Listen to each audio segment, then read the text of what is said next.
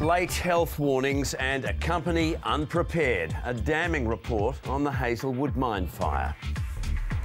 Down, down, another job shock for Victoria with reports Coles is slashing hundreds of positions. A sting in the tail for super as the mining tax is repealed. The mining tax is now gone. And Open No More, the program that inspired many an amateur gardener, draws to a close.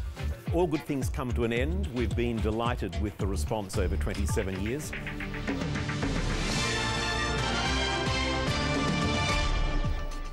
Good evening, Ian Henderson with ABC News. The independent inquiry into the Hazelwood Mine Fire has sharply criticised the preparedness of the mine operator and the inadequacy of health warnings to the local community. The fire began in February this year and burned for 45 days, blanketing Morwell in toxic smoke and ash. The report found the company, GDF Suez, was too complacent and didn't appreciate the fire risk to the coal mine or the potential impact on nearby townships. However, as Lisa Tucker reports, the CFA came out of the inquiry unscathed. The inquiry found that the Hazelwood Mine Fire was not the result of the perfect storm, but entirely foreseeable, and that poor communication between authorities, the mine operator and the local community exacerbated the catastrophe.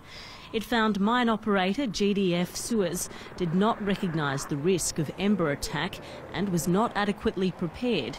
It took hours to notify the CFA.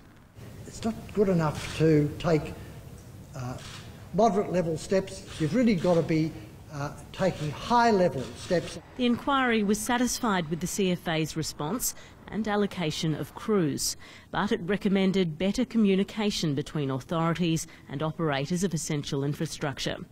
During the 6 weeks that the fire burned, poor air quality and lingering smoke forced Morwell's schools to close and many residents to relocate. But it took almost 3 weeks for the Chief Health Officer, Rosemary Lester, to advise vulnerable residents to leave. In hindsight, we think that the call to relocate could have been taken earlier. The inquiry was critical of the delay and the lack of appropriate information on how residents could protect themselves. The recommendations is, to us, seems very lax, very laid back. A lot of recommendations in there is things that we've already said that need to be done. GDF Suez has already committed to addressing the inquiry's recommendations, including ensuring staff are better trained, more are rostered on days of extreme fire danger, and a joint command centre is established with the CFA. The board recommended the government improve its carbon monoxide protocols and pushes for a national standard for potentially dangerous invisible particles called PM 2.5. This has highlighted a number of areas where the government needs to take action, and will be responding positively to this report. This whole mine fire was botched from the start. The inquiry recommended extending a long-term health study of Morwell residents to 20 years. Lisa Tucker, ABC News, Morwell. A scathing report has slammed the Hazelwood mine operator over the fire which shrouded Morwell in choking smoke for weeks. The inquiry found the disaster was entirely preventable and that the mine operator, GDF Suez, was poorly prepared, ill-equipped and too slow to respond. For 45 days, it cast a black cloud over Morwell. Today, a cloud hangs over the mine operator. When it comes to blame, the best way of having that assessment done is by legal action. Started by flying embers, it was billed as the perfect storm. Nonsense, according to the Inquiry Board's report. All of the factors contributing to the ignition and spread of the fire were foreseeable, yet it appears they were not foreseen. Combating ember attack requires wetting the coalface. Not only did the mine fail to do that, in places they couldn't. They'd removed old water pipes and never replaced them. You've really got to be taking high-level steps on any day, and that particularly applies to the more vulnerable areas. The report pointed to poor preparation and a lack of proper equipment and a slow response in the critical first hours. Amazingly, on the day the blaze took hold, no one at the mine called 000 or the CFA either to ask for help or to let them know what was happening. The state government didn't escape criticism either. The board found relocation advice was late and clean-up compensation inadequate. I think that the most important consideration overall is health. Health has been affected by it. All our property inside was damaged due to the smoke. A lot of people have a lot of concerns about their health. The long-term effects of this kind of smoke exposure are unknown. The report recommending a 20-year health study on residents, and clearly some drastic improvements at the Hazelwood mine. Nick Etchells, 7 News. The inquiry into February's Hazelwood coal mine fire has blasted the operator for its inadequate emergency planning. Relieved Morwell residents say it's now time for action, with some considering launching a legal challenge. Dougal Beattie has the details. Tabled in State Parliament today, 18 recommendations from the fire labelled one of the worst public health and environmental disasters in the state's history. The people of Latrobe Valley can just continue to move on now and make it a better Latrobe Valley.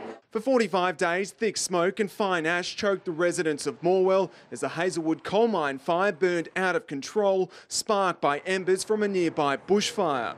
We relocated about 3 times and it's just been very stressful. Residents weren't told to leave by authorities for more than 2 weeks after the blaze started, with many complaining of poor health. I have never ever had respiratory trouble. Now I suffer from asthma and I'm on an inhaler. The report criticised the mine's operator for being inadequately prepared to manage the fire because there wasn't enough staff present when the fire started. Neither did anyone notify the CFA by calling 000.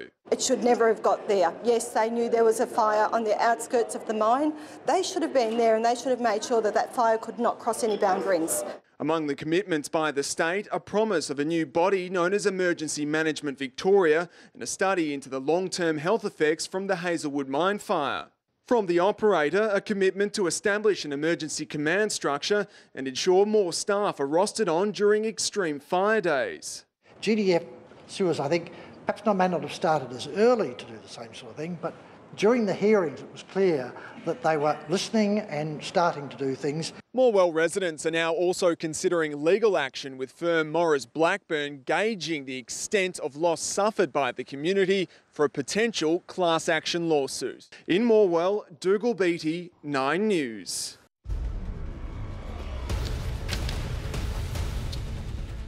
Welcome back to breaking news, and the operator of the Hazelwood open cut mine has been slammed for its initial response to the fire that burned uncontrolled through the open cut for 45 days. The 400-page report that was tabled in Parliament a short time ago says the mine operator, GDF Suez, was inadequately prepared to manage the fire that sent choking smoke across the Latrobe Valley. It says the fire cost Victorians at least $100 million. It makes 18 recommendations to the government, including the need for a system that can rapidly monitor air quality in any location in Victoria. This is Win News. Tonight, the Hazelwood Mine Fire report made public. A Supreme Court murder trial continues. And investigators return to the scene of a collision near Leongatha.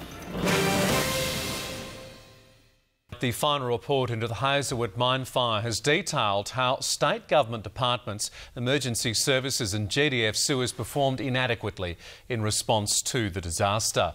The Board of Inquiry's report says the fire was a foreseeable risk which slipped through the cracks between regulatory agencies. Why the Hazelwood mine fire turned into the country's biggest disaster of its kind has been the #1 question on Morwell residents' minds. Today answers were delivered. The report detailed how GDF Suez was responsible for the initial response to the mine fire. The board found, despite the company's efforts, its response was inadequate in suppressing ember attacks and containing spot fires. It's not good enough to take moderate level steps. It's not good enough to take better than or good steps. You've really got to be taking high-level steps. During the inquiry, the company attributed the failure of its initial response to limited assistance from fire services. However, the board detailed its satisfaction with the way emergency services allocated their services to suppress the blaze. It found GDF's inability to suppress the mine fire in its early stages was due to inadequate preparation, including a failure to activate the mine's emergency response plan until more than an hour after the fire was reported. The report also detailed a gap in the mine's regulation. The Hazelwood Mine Fire was a foreseeable risk that slipped through the cracks between regulatory agencies. The reality must be confronted if similar incidents are to be avoided in the future. The board found in not properly identifying hazards, GDF Suez fell short of its obligations under OHS laws. The board says advice from Rosemary Lester on February 28 for vulnerable residents to relocate was provided too late. We do. We think action should have been taken earlier. In one of the report's 18 recommendations, state government departments have been advised to undertake a 20-year long-term health study, 10 years longer than initially proposed. 2 hours ago, the report was tabled in Parliament. Since then, it's landed in the hands of Morwell community members who will no doubt go through it with a fine-tooth comb. One that stood out for me was number 10. Which talks about extending the long-term health study. It'll be great to actually work through them. Alexandria Dzadzimarkis, Win News. It was the Latrobe Valley's biggest and longest burning mine fire in the most extreme weather conditions Victoria had seen since Black Saturday. The fire earlier this year at the Hazelwood open cut mine in Victoria's Latrobe Valley burned over 45 days. It caused chaos for emergency management authorities and sent smoke and ash over the town of Morwell. The independent inquiry, chaired by the former Supreme Court Judge Bernard Teague, has released its recommendations, 18 of them in a hefty 400-page report. Rachel Brown's at the inquiry and joins me now. So, is this an exercise in finger-pointing? Do we know who was to blame? To some extent, the general message for many of the parties involved was that they did too little too late. This is certainly so of the mine owner and operator, GDF Suez. 6 of the 18 recommendations are directed squarely at it. The inquiry has recommended GDF Suez improve its emergency response plan and have a command centre already set up. Ensure its backup supply power doesn't rely solely on mains power, which was a huge problem during the fire, because damaged power lines knocked out 2 major water pumping stations. And the mine operator has also been told it has to have better risk assessments of fires and adopting firefighting carbon monoxide protocols. Here's what board member Professor John Catford had to say. I think it was foreseeable. We know that the GDF Suez didn't take as many precautions as they might have done to mitigate, reduce the risk of fire. We've made a series of recommendations about how that risk can be mitigated into the future, particularly focused on a risk assessment, which we are critical of not being undertaken, despite the fact that it had been recommended previously when an earlier fire had been investigated. One of the Morwell Fire Board members, Professor John Catford. Rachel Brown, what about the mine operator and the huge breakdown in communications with the Country Fire Association? Yes, the board says the mine operator didn't request CFA help until hours after the fire started, then just assumed its request would be met when, at that time, the CFA was facing huge resourcing threats from other fires across the valley. The CFA has escaped, as far as I can tell, any major blame for the severity and duration of this fire. The panel thought, given the fire's unlimited supply of fuel, that the CFA could suppress and extinguish it without interrupting Victoria's power supply was a tremendous achievement. And what about the smoke and the fumes and the ash and what the townspeople had to go through, asthma and nosebleeds and all of that? What's the board said about the health authorities in the community? Yeah, well, we heard for months the community at the time was very concerned about the mixed messages it was getting. On one hand, the CFA was issuing watch and act notices. On the other hand, the Chief Health Officer, Rosemary Lester, was telling people that EPA air quality readings showing very high levels of carbon monoxide and high levels of tiny invisible particles known as PM2.5 particles which can cause respiratory problems. Now, at the time, that at times had a concentration of 28 times the advisory standard. Now, Rosemary Lester told the community that these readings were only spot readings, and she didn't deem it necessary to issue community warnings or advice. But the inquiry found Rosemary Lester had sufficient information very early in the piece to advise vulnerable residents to relocate. Instead, she waited 2 weeks, which it says was too late. Here's Professor John Catford again. It's always easier in hindsight to look back, but certainly that first weekend around the 15th and 16th of February, which was probably the weekend with the highest levels of pollution, in our view, was the trigger for more active management and advice to consider relocating for vulnerable groups. We didn't think that there was sufficient evidence to advise a mass evacuation. We think it was an appropriate response to advise those in vulnerable groups to consider relocating. Our view, based on the information that we had before us after the event, was it would have been better if that advice had been given earlier. Professor John Catford, a board member on the Morwell inquiry. Our reporter was Rachel Brown.